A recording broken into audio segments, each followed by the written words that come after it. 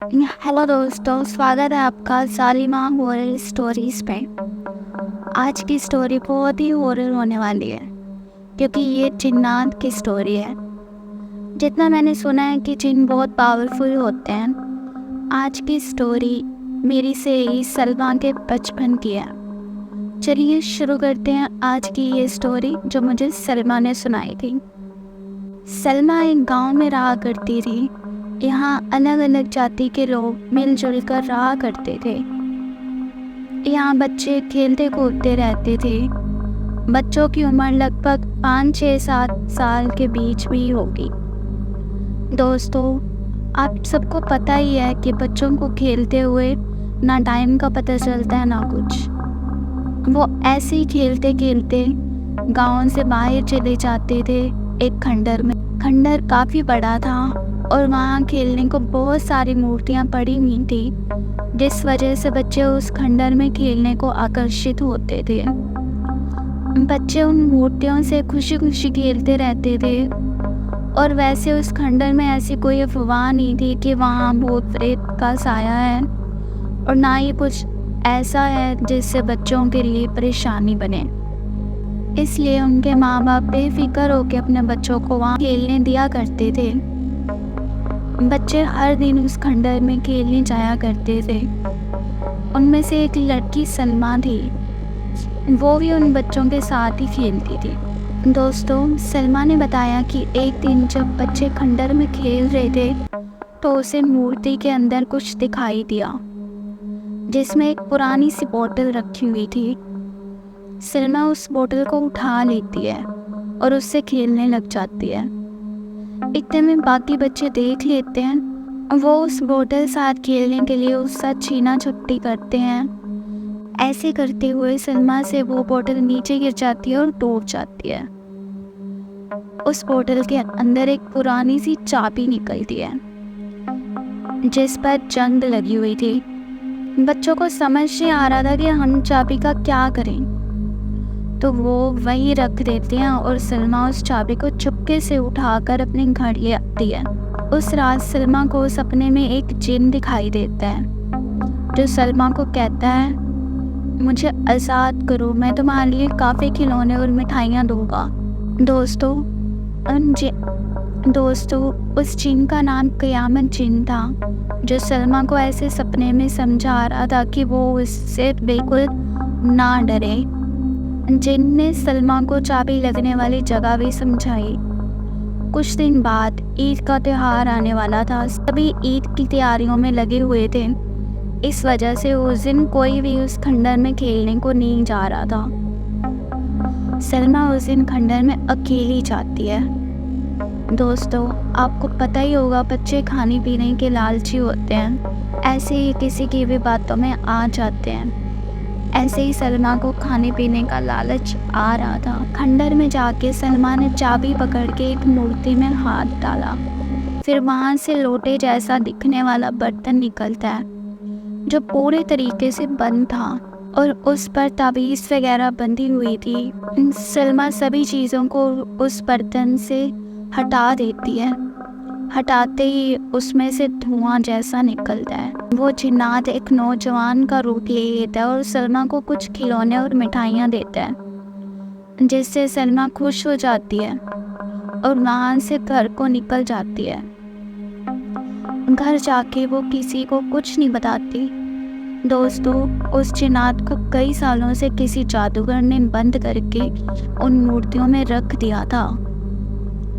खंडर में 3 मूर्तियाँ थी। एक में वो चाबी थी, दूसरी में बंद लोटे की तरह दिखने वाला बर्तन में जिन्नात बंद था। सलमा को जब भी मौका मिलता वो खंडर में अकेली जाती और जिन्नात पहले की तरह कुछ ना कुछ उसको दिया करता था। जिन्नात सलमा को पसंद करने लगा था। सलमा की उम्र धीरे धीरे बढ़ रही थी। 11-12 साल तक वो खंडर में आती थी। उसके बाद घर वाले उसके घर से बाहर जाने को मना करते थे क्योंकि अब वो जवान हो चुकी थी। जिन्नात की अक्सर नज़र सलमा पर रहा करती थी। दोस्तों, आप जानते ही हैं, जिन्नात के पास बहुत सारी शक्तियाँ होती हैं। वो किसी को भी कितनी दूर से देख सकते हैं। सलमा जवानी में इतनी सुंदर थी जैसे कोई अप्सरा। जिन्नात उसको देखते खुश हो जाता था। धीरे धीरे जिन्नात को सलमा से प्यार होने लग गया। एक दिन सलमा अपनी सहेलियों के साथ मेले पर जा रही थी, तो जिन्नात भी उसके साथ जा रहा था। लेकिन किसी को भी जिन्नात दिखाई नहीं दे रहा था, ना ही सलमा को। सलमा अपनी सहेलियों के साथ बातें करती जा रही थी। एक सहेली ने उससे पूछा कि तुम बचपन में इतने प्यारे खिलौने किस दुकान से लेती थी?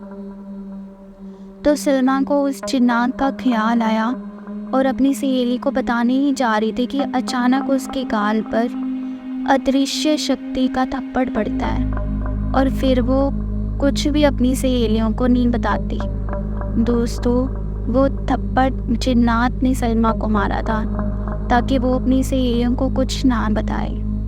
तभी एक तांत्रिक की नज़र सलमा पर पड़ती है। तांत्रिक सलमा को देखकर ही मोहित हो जाता है और सलमा को पाने के लिए पूरी कोशिश करते हैं। अपने मंत्रों तंत्रों से सलमा को आकर्षित करने की कोशिश करते हैं। तो अचानक क़यामत जिन्नात तांत्रिक के सामने पहुंच जाता है। तांत्रिक जिन्नात को देख के तंग रह जाता है कि सलमा को वश में करने के लिए इसका क्या मकसद है। तभी जिन्नात तांत्रिक को सलाह देते हैं कि भूलकर भी सलमा को कोई चोट पहुंचाने की कोशिश की तो मुझसे बुरा कोई नहीं होगा। लेकिन तांत्रिक नहीं मानता, वो अपनी प्रक्रिया जारी रखता है। तभी जिन्नात को गुस्सा आता है, तो जो शक्तियाँ तांत्रिक ने सलमा पर छोड़ी थी उन सभी शक्तियों को जिन्नात नष्ट कर देता है। ये सब देखकर तांत्रिक समझ जाता है कि उसकी शक्तियाँ जिन्नात के आगे कुछ भी नहीं है। तांत्रिक जिन्नात से माफ़ी मांगता है और वचन देता है कि सलमा से दूर रहूँगा। जिन्नात हर तरीके से सलमा की सुरक्षा करता है, पर सलमा को इस बारे में कुछ भी खबर तक नहीं होने देता। थोड़े दिन बाद जब सलमा के परिवार वालों को लगा कि सलमा शादी के लायक हो गई है, तो सलमा के माँ बाप उसके लिए रिश्ता ढूंढने लगे। धनौरी से 22 किलोमीटर दूर अफजलपुर में नाजिम के साथ उसका रिश्ता तय कर देते हैं। जिन्नात को पता होता है कि सलमा का रिश्ता तय हो चुका है, तो जिन्नात भेष बदल कर अफजलपुर जाता है और नाजिम से अकेले में बात करने के लिए बोलता है। नाजिम तैयार हो जाता है और दोनों एक कमरे में बात करने लगते हैं। जिन्नात नाजिम को समझा रहा होता है कि तुम सलमान से शादी मत करो, मैं तुम्हारे लिए दुनिया में सबसे सुंदर दुल्हन ला कर दूंगा और इतना धन दौलत दूंगा कि तुम्हारी 7 पुश्तों से भी ख़त्म नहीं होगा। नाजिम जिन्नात की बात नहीं मानता और जिन्नात से मना करने लगता है कि शादी करूंगा तो मैं सलमा से ही करूंगा, तुम कौन होते हो मुझे रोकने वाले।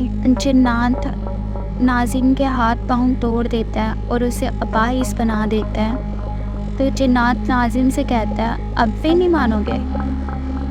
अगर मान जाओगे तो मैं तुम्हें दोबारा ठीक कर दूंगा। तो नाजिम जिन्नात की बात मान जाता है। जिन्नात नाजिम को दोबारा ठीक कर देता है और जब सलमा के परिवार वालों को रिश्ता तोड़ने की बात पता चलती है तो उसका कारण ढूंढने की कोशिश करते हैं। तो उनको पता चलता है कि रिश्ता टूटने की वजह क़यामत जिन्नात है, क्योंकि नाजिम ने सलमा के परिवार वालों को सब कुछ बता दिया था।